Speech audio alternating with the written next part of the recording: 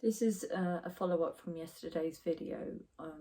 Obviously talking about, historical stuff has an impact on me, and I feel like I've experienced PTSD as a result. So it kind of haunts me, and the emotionals are still quite raw. I mean, we're still going through it, but I really wanted to sort of look on a positive note, because that's what I do. I try to look at positive things. I think I'm an optimist. I was sort of pessimist, but I think I'm actually secretly an optimist. I have a very creative mind, so I'm constantly looking for solutions and answers, and I will not take destruction as the answer. I will not say, yeah, the world's against me, and become somewhat paranoid or have some sort of delusions of grandeur, because no, I'm going to actually take this as an experience. That's the best way I can, and most subtle way I can describe it. Anyway, moving forward, so obviously I had to seek legal representation for my son, particularly in terms of the clinical side of things. So I managed to find a solicitor. It took probably between 10 to 15,000 solicitors I contacted, and I eventually found one, and that's over like a year. So that's how intense it was. I just thought I'd just share that with you. But moving forward, I thought I would share some ideas, maybe some tips to look out for if you aren't aware of what is medical negligence, and whether if you're experiencing it or not, maybe this video will help you. Well, I hope it does. So here are some pointers to look out for. So clinical negligence is when health professionals physically or mentally hurt you because of the standard of healthcare they've given you. So just be wary of whether or not, are they being person-centered when they approach you? Are they concerned about your well-being, or are they enforcing ideas onto you? It's very, very you have to be very careful, because there's a fine line.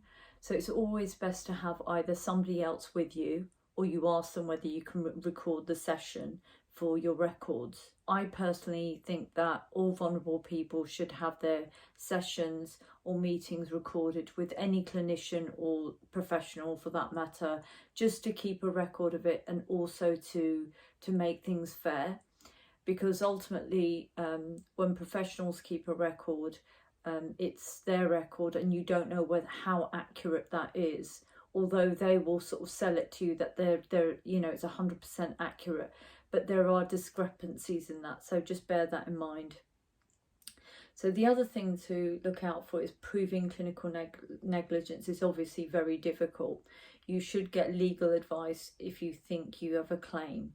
That's definitely something you should look into, and it is difficult to prove, because obviously doctors are considered to be professionals because they study for a degree for a number of years, and they develop an accolade, and somewhat prestige comes with being a professional doctor or a medic.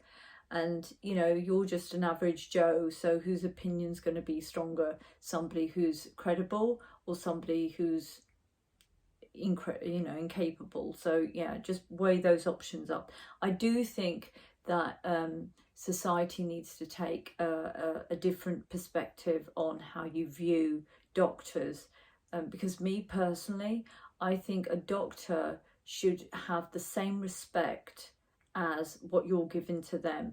I almost feel that they just feel they deserve it because they're giving you treatment, but I think it works two ways. The patient and doctor relationship should be something that's respected on both sides, and mirrored, quite frankly. So yeah, if you win a clinical negligence claim, you'll only get financial compensation. If you want an apology or another outcome, you can think about making a formal complaint. So again, you have to be very careful. What is it you're looking for in your complaint, your outcome? You know, are you looking for financial redress? Are you looking for just an apology, a written apology? What is it you're looking for? You just make that clear.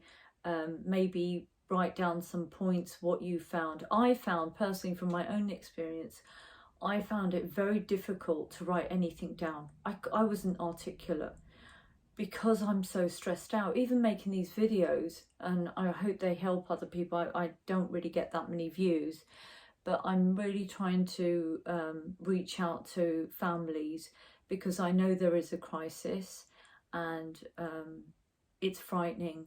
The media isn't talking about it, but you know, local authorities have breached human rights and their legislations to support people in housing, vulnerable families, etc.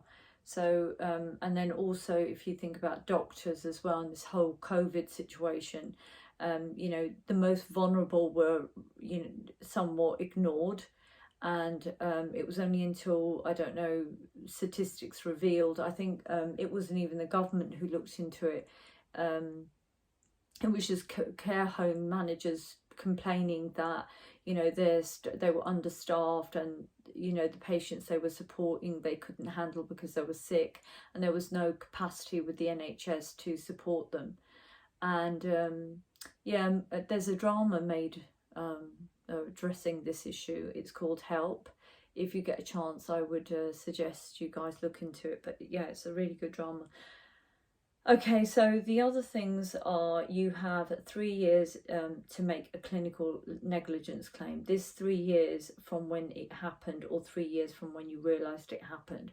So this is a really important element of it. So it's always best to make sure that you have a clear understanding of what you want to make the claim for.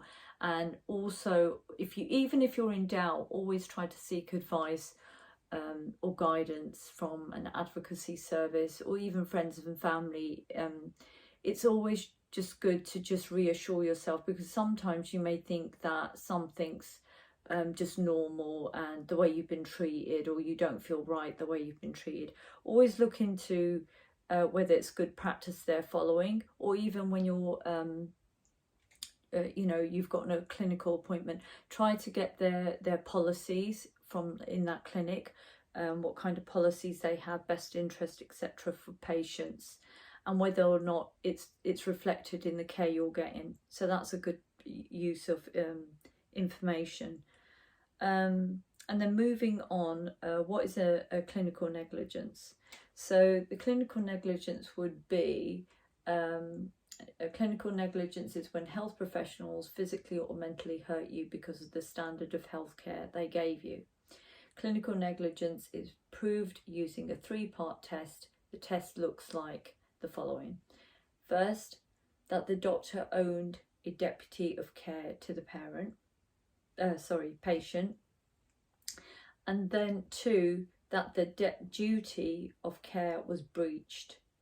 And 3, as a direct result of the breach, the patient suffered harm. So I'll repeat that again. So the first one was that the doctor owed a duty of care to the patient. 2, that the duty of care was breached. 3, and as a direct result of the breach, the patient suffered harm. In my son's case, he ticks all the boxes. You can experience negligence from different medical people or teams. These can include an individual healthcare professional, such as a psychiatrist, or a healthcare service, such as mental health team. Below are some examples of negligence. Doctors didn't notice symptoms of possible mental illness. Your hospital discharged you too early which caused you harm. Your mental health team didn't give you the right treatment, and this caused you harm. Your doctor gave you the wrong medication, which had a bad effect on you, and again, that affects my son. You can make a clinical negligence claim about both NHS and private treatment. Clinical negligence is also called medical negligence. You may be able to make a claim if a family member has died because of negligence. you can claim bereavement damages of up to 12,980 if your husband, wife or unmarried child under 18 has died. For loss of dependency if you were financially dependent on the person who had died. NHS resolutions are part of the Department of Health and Social Care. They deal with clinical negligence claims. You can find their contact details in a useful contact section at the bottom of this page. If anyone wants to have a read of this, you can find this information on Rethink Mental Illness website, and that's rethink.org. But that sort of summarises the kind of things you need to look for if you want to file a negligence complaint. And then also you need to look at avenues. How are you going to pursue this? What kind of legal services would you be looking into? And the best websites, I would say, given my own personal experience, you'll find that most solicitors will say, oh, go on to the Law Society. They have a list of solicitors. You just jot in your postcode and you'll find local solicitors that deal with that case. But me personally, I found that didn't work. So I did a bit of freestyling. I just Googled it and see what comes up. The other thing you can do is approach places like places that regulate mental health teams. Contact them, ask them for advice about complaints procedures, etc. See what they say. If you're not happy with that, citizens' advice is pretty good. But generally speaking, try to find an advocate to support you, because it takes a lot of energy and it's very, very stressful. I mean, it really is stressful. It will have an impact on your mental health and your physical health. And given that you've already experienced so much trauma, I would urge people to look for support whenever they need guidance in this area. So I hope that helps. Okay, thanks.